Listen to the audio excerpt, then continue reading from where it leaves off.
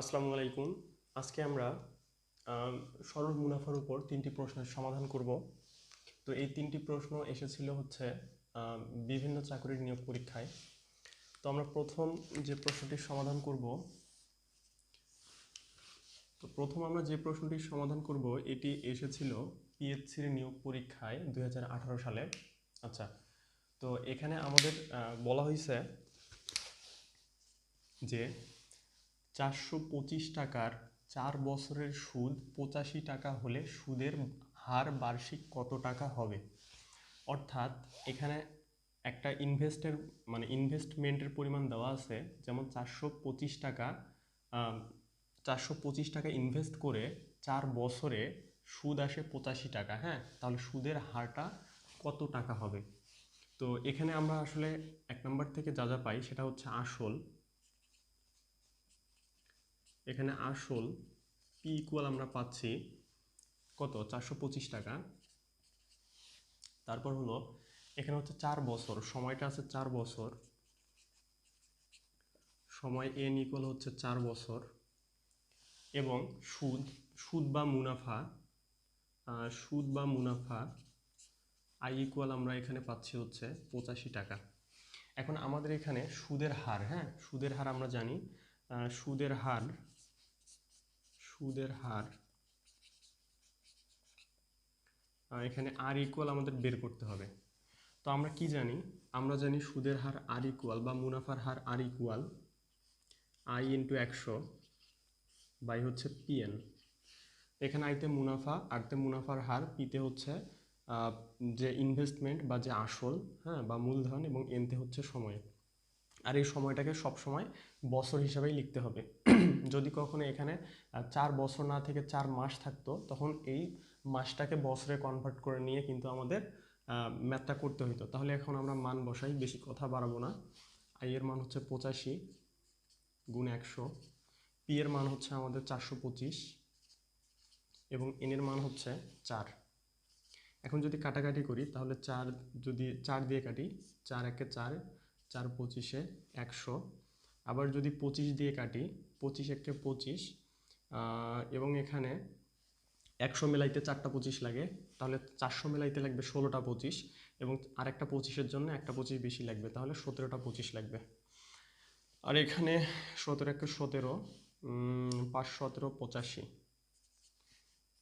এটা হচ্ছে 5।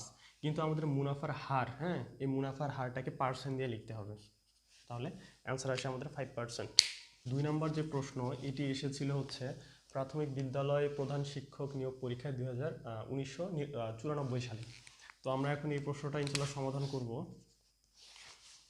এখানে বলা হয়েছে 50 পয়সার 50 দিনের সুদ 50 পয়সা, মানে 50 পয়সার 50 দিনের সুদ 50 পয়সা হলে দৈনিক সুদের হার কত। আচ্ছা আমরা একটু লিখি, হ্যাঁ 50 পয়সার 50 দিনের সুদ 50 পয়সা। আচ্ছা, 50 পয়সার 50 দিনের সুদ 50 পয়সা। এখন আমার বের করতে হবে একদিনের সুদ কত।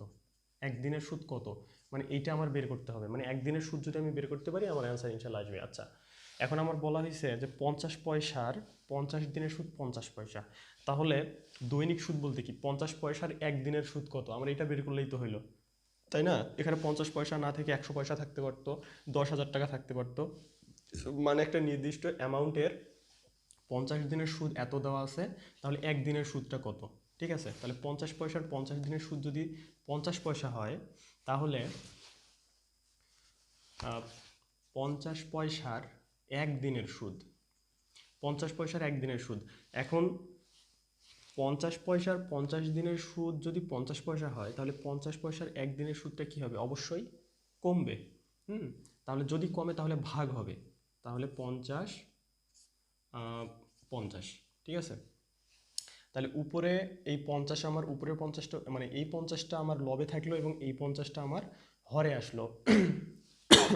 তাহলে কিন্তু আমি এখানে পাবো 50 50 যদি কাটাকাটি করি 1 1, তাহলে 1 পয়সা। এটা হচ্ছে আমার অ্যান্সার। তো এখানে যেহেতু এখানে আরেকটু চিন্তা করে আপনারা দেখেন, এটা মুখে মুখে করা যায়। আমার যদি 50 দিনের সুদ যদি 50 পয়সা হয়, তাহলে একদিনের সুদ 1 পয়সা আসবে। এটা আসলে একটু চিন্তা করলেই বোঝা যায়। তো বিষয়টা এতটুকুই, এখানে আসলে তেমন কিছু নাই আসলে আমার যেটা মনে হয় এখানে। এটা আসলে একদম সিম্পল একটা ম্যাথ। এখন আমরা 3 নম্বর ম্যাথে চলে যাব। আচ্ছা, সরল সুদের হার শতকরা কত টাকা হলে, তাহলে সরল সুদের হার, হ্যাঁ সরল সুদের হার, তাহলে আমাদের আয়ের মানটা বের করতে হবে, মানে আর এর মানটা বের করতে হবে। শতকরা কত টাকা হলে, তাহলে সরল সুদের হার কত টাকা হলে, তাহলে আর এর মানটা বের করতে হবে। তাহলে আমাদের বের করতে হবে হার আর ইকুয়াল হোয়াট। আচ্ছা, যে কোনো মূলধন, হ্যাঁ যে কোনো মূলধন, মূলধনের পরিমাণ কিন্তু এখানে দেওয়া নেই। যে কোনো মূলধন 8 বছরে, সময়টা দেওয়া আছে 8 বছর, তাহলে সময় এন ইকুয়াল হচ্ছে 8 বছর। আচ্ছা, যে কোনো মূলধন 8 বছরের সুদে আসলে 3 গুণ হবে। একটু চিন্তা করে দেখেন, মূলধনের পরিমাণটা দেওয়া নাই, হ্যাঁ কিন্তু এই মূলধনটাই সুদে আসলে 3 গুণ হবে। আচ্ছা, আমরা ধরি মূলধন, মানে যে কোনো মূলধন বলতে ধরি মূলধনটা এক্স, আমরা ধরে নেব, ধরি মূলধন পি ইকুয়াল এক্স। আচ্ছা, মূলধন যদি এক্স হয়, তাহলে সুদে আসলে কি হবে, এই সুদ আর আসল মিলে যে কোনো মূলধন 8 বছরে সুদে আসলে কত গুণ হবে, 3 গুণ হবে। আচ্ছা, এইটা ছিল, তাহলে সুদ আসলে 3 গুণ হবে।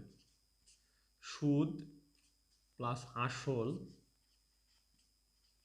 কত হবে, এই মূলধনটা 3 গুণ হবে, হ্যাঁ তাহলে মূলধনটা যদি 3 গুণ হয়, সুদ এবং আসল মিলে এই মূলধনটা যদি 3 গুণ হয়, তাহলে হবে 3x। আচ্ছা, এখান থেকে যদি আমি কি করি, মূলধন যেটা নিছি, হ্যাঁ আচ্ছা মূলধন, আচ্ছা এটা মূলধনই রাখি, এটা মূলধনই রাখি। এইটাকে যেহেতু প্রশ্নে মূলধন আছে সে কারণে মূলধনই রাখলাম। তাহলে সুদ প্লাস মূলধন 3x। তো এখানে এই যে আবার এখানে আসল বলা আছে, এখানে মূলধন বলা আছে, মানে দুইটি একই কথা, হ্যাঁ আপনারা যেটাই লেখেন ইনশাল্লাহ হবে, যাই হোক ব্যাপার না। তাহলে সুদ, এখানে তো আমি যদি সুদটাকে এখানে বের করতে যাই, তাহলে কি হবে, প্লাস মানে মূলধনটা এখানে এসে মাইনাস হবে, হ্যাঁ এই মূলধনটা কি হবে, ডান সাইডে যখন আসবে তখন এটা মাইনাস হয়ে যাবে। তার মানে মূলধন কত, আচ্ছা মূলধনটা লিখি আরেকবার, তাহলে এখানে কত হবে 3x মাইনাস এক্স, তাহলে এখানে কত হবে 2x। আচ্ছা 2x। এখন এখানে সুদ কত, আই না, তাহলে আমরা এখানে লিখি আই এর মান আমরা পাইলাম, এই যে সুদের মানটা আমরা পাইলাম হচ্ছে 2x, এবং আমাদের এখানে পি এর মান মূলধনটা হচ্ছে কত x। এখন সরাসরি সূত্রে বসাইলেই কিন্তু আমাদের অ্যান্সারটা আসবে ইনশাল্লাহ। এই দেখেন, তাহলে সূত্র আমরা কি জানি, মুনাফার হার আর ইকুয়াল আই ইন্টু 100 বাই হচ্ছে কত পিএন। আচ্ছা, আই এর মানটা কত 2x ইন্টু কত 100, পি এর মানটা কত, পি এর মান হচ্ছে x ইন্টু কত 8। এখানে x কাটলেন, এখানে 8, এখানে 4 দিয়ে যদি কাটেন 2, এখানে যদি কাটেন 25, এখানে 2 1 দিয়ে যদি কাটেন এখানে থাকবে হচ্ছে 12.5। তাহলে 12.5 দ্বিগুণে হচ্ছে 25। আর এর মানটা পার্সেন্ট আকারে হয়, আর এর মানটা সবসময় পার্সেন্ট আকারে হবে। তো এটাই হচ্ছে আমাদের সমাধান।